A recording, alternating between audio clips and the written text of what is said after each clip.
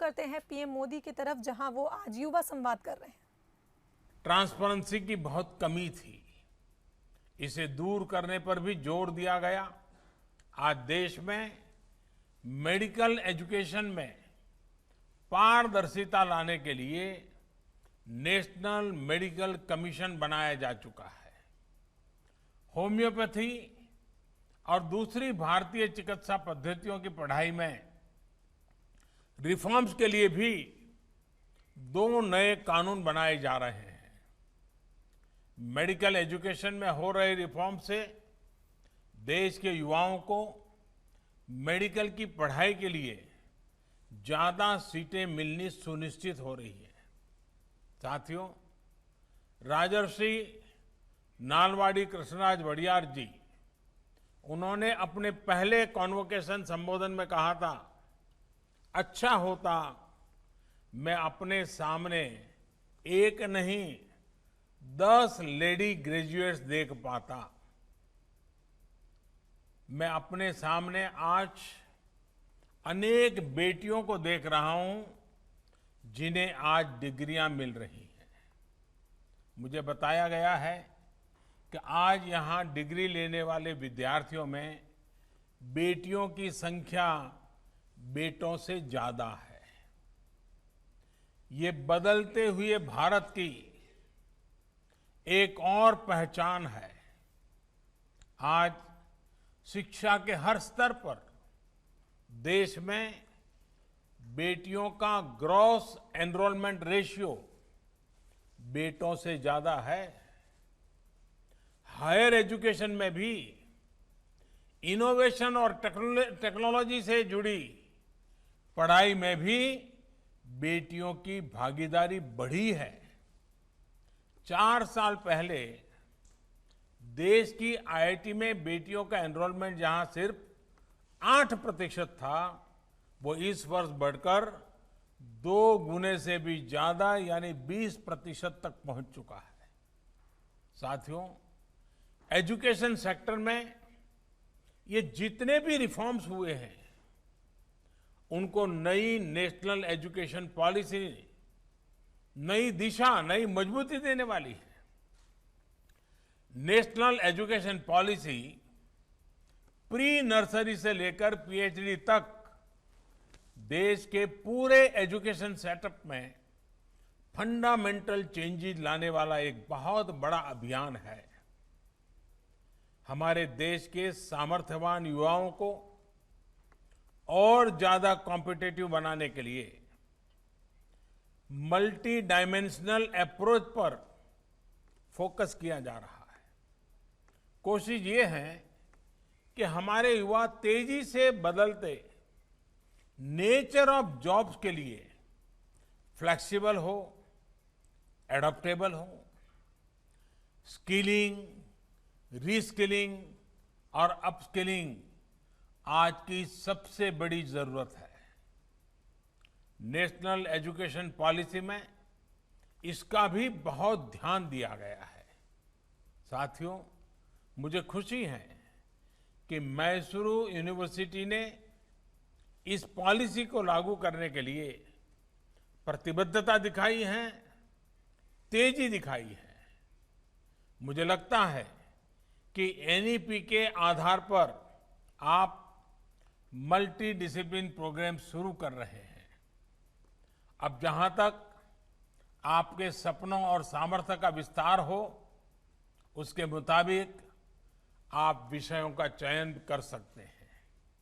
इसमें आप global technology और लोकल कल्चर साथ साथ पढ़ सकते हैं। उस टेक्नोलॉजी का इस्तेमाल आप लोकल चीजों को बढ़ाने में कर सकते हैं। साथियों, हमारे देश में ये जो चौतरफा रिफॉर्म्स हो रहे हैं, उतने पहले कभी नहीं हुए। पहले कुछ फैसले होते भी थे तो वो किसी एक सेक्टर में होते थे और दूसरे सेक्टर छूट जाते थे। बीते 6 सालों में मल्टीपल रिफॉर्म्स हुए हैं, मल्टीपल सेक्टर्स में रिफॉर्म हुए हैं। अगर एनईपी देश के एजुकेशन सेक्टर का फ्यूचर सुनिश्चित कर रही है तो ये आप जैसे युवा साथियों को भी एम्पावर कर रही है। अगर खेती से जुड़े रिफॉर्म्स किसानों को सशक्त कर रहे हैं तो लेबर रिफॉर्म्स लेबर और इंडस्ट्री दोनों को ग्रोथ, सिक्योरिटी और ट्रस्ट दे रहे हैं।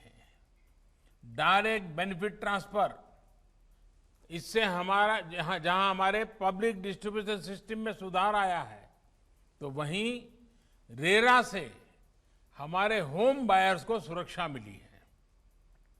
देश को टैक्स के जाल से मुक्ति दिलाने के लिए अगर जीएसटी लाया गया तो टैक्स पेयर को परेशानी से बचाने के लिए फेसलेस असेसमेंट की सुविधा हाल ही में शुरू की गई है।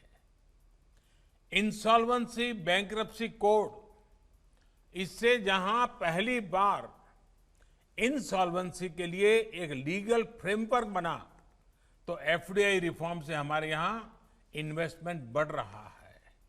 साथियों, आपने बीते 6-7 महीने में ये देखा होगा कि रिफॉर्म्स की गति और दायरा दोनों बढ़ रहा है। खेती हो, स्पेस हो, डिफेंस हो, एविएशन हो, लेबर हो, ऐसे हर सेक्टर में ग्रोथ के लिए जरूरी बदलाव किए जा रहे हैं। अब सवाल ये है कि आखिर ये किया क्यों जा रहा है? ये आप जैसे करोड़ों युवाओं के लिए ही किया जा रहा है। इस दशक को भारत का दशक बनाने के लिए किया जा रहा है। ये दशक भारत का तभी होगा जब हम आज अपनी फाउंडेशन को मजबूत रखेंगे। युवा भारत के जीवन में ये दशक बहुत बड़ा मौका लेकर आया है। साथियों, देश के बेहतरीन एजुकेशन इंस्टीट्यूट में से एक होने के नाते मैसूर यूनिवर्सिटी को भी हर नई स्थिति के हिसाब से इनोवेट करना होगा। पूर्व कुलपति महान कवि साहित्यकार कुवेंपु जी ने यूनिवर्सिटी के मेन कैंपस को मान संगोत्री यानी मन का शाश्वत प्रवाह का जो नाम दिया था, उससे आपको निरंतर प्रेरणा प्राप्त करनी है। आपको incubation centres, technology development centres, industry academy linkage और इंटरडिसिप्लिनरी रिसर्च जैसे विषयों पर और ज्यादा फोकस करना होगा। यूनिवर्सिटी से ये भी अपेक्षा है कि वो कंटेम्पररी और ग्लोबल इश्यूज के साथ साथ लोकल कल्चर, लोकल आर्ट और हमारे सोशल इश्यूज से जुड़ी रिसर्च को बढ़ावा देने की अपनी परंपरा का और विस्तार करें। साथियों, आज जब इस महान कैंपस से बाहर निकल रहे हैं तो मेरा आपसे एक और आग्रह है। आप में